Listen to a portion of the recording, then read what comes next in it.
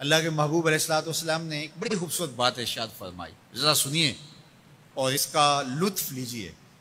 اور حضور کے دیے گئے اس وعدے پہ دل کے قرار کا سامان کیجئے۔ اللہ کے محبوب علیہ السلام نے ارشاد فرمایا کہ من یکفر لی اللہ یسأل الناس شیئا، جو شخص مجھے اس بات کی ضمانت دے کہ وہ اللہ کے علاوہ کبھی بھی کسی سے کوئی سوال نہیں کرے گا، جب بھی کوئی مشکل ہوئی، جب بھی تکلیف ہوئی تو وہ سوال مالک کی دہلیز پہ کرے گا،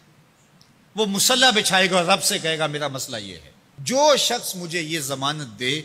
کہ وہ اللہ کی دہلیز پہ اپنے سوال رکھے گا، اللہ کے علاوہ کسی سے نہیں کہے گا،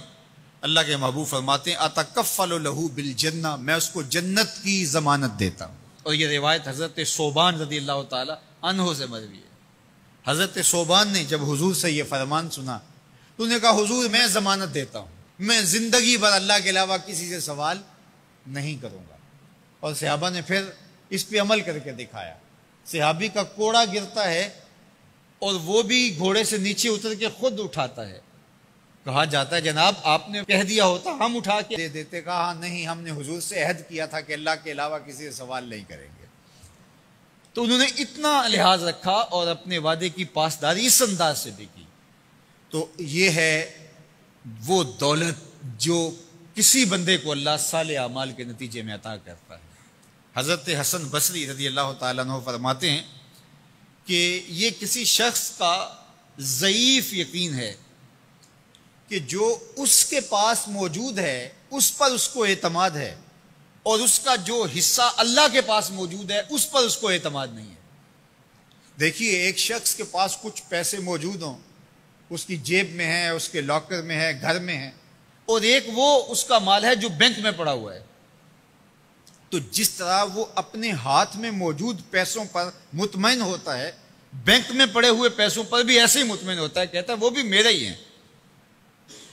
تو جو شخص بینک میں پڑے ہوئے پیسوں پر تو مطمئن ہے، گھر میں موجود رقم پر تو مطمئن ہے، اس کے ہاتھ میں اس کی جیب میں جو ہے اس پر تو مطمئن ہے، اور اس کی قسمت کا جو ابھی اللہ کے پاس ہے اس نے ابھی اس کو دیا نہیں، اس پہ مطمئن نہیں ہے، تو حضرت حسن بصری فرماتے ہیں اس سے بڑھ کر ذوف یقین اور کیا ہوگا کہ جو اس کے پاس ہے، جس کو چرایا جا سکتا ہے، جس کو چور کھینچ سکتا ہے، جو گر سکتا ہے، جو چھینا جا سکتا ہے، اس پہ تو یقین کر رہا ہے کہ یہ میرا ہے، اور جو اس کا حصہ اللہ کے ہاں ہے اس پہ یقین نہیں کر رہا۔ تو کہا کہ اس سے بڑھ کر پھر اور ذوف کیا ہو سکتا ہے۔ اس لیے اپنی زندگی میں قناعت کا نور رکھنے والے ہی مطمئن زندگی گزارتے ہیں۔ ابن جوزی نے کہا تھا کہ جس شخص کی زندگی میں قناعت آ گئی اس کی زندگی مطمئن ہو گئی، اور جس شخص کی زندگی میں طمع آ گیا اس کی زندگی گھٹن کا شکار ہوگی، اذیت کا شکار ہوگی۔ حضرت سہل بن سعد الساعدی رضی اللہ تعالی عنہ سے یہ روایت مروی ہے کہ ایک شخص حضور کی خدمت میں آیا اور اس نے حضور سے ایک عجیب سوال کیا۔ اس نے کہا حضور مجھے کوئی ایسا عمل ارشاد فرما دیجئے کہ اگر میں وہ کروں تو مجھ سے اللہ بھی پیار کرے اور اللہ کی مخلوق بھی مجھ سے پیار کرے، ایک عمل ایسا بتا دیجئے اگر میں وہ عمل بجا لاؤں تو اللہ مجھ سے پیار کرے اور اس کی مخلوق بھی مجھ سے پیار کرے۔ اللہ کے محبوب نے اس کو جو جواب دیا اس کا مفہوم سن لیجئے۔ آقا کریم نے فرمایا جو دنیا میں موجود ہے، میسر ہے، اس سے بے رغبت ہو جا، تیری ضرورتیں تو پوری ہوں گی، اس میں تو کوئی شک نہیں، لیکن تیری رغبت ادھر نہ رہے، زہد فی الدنیا اختیار کر لے،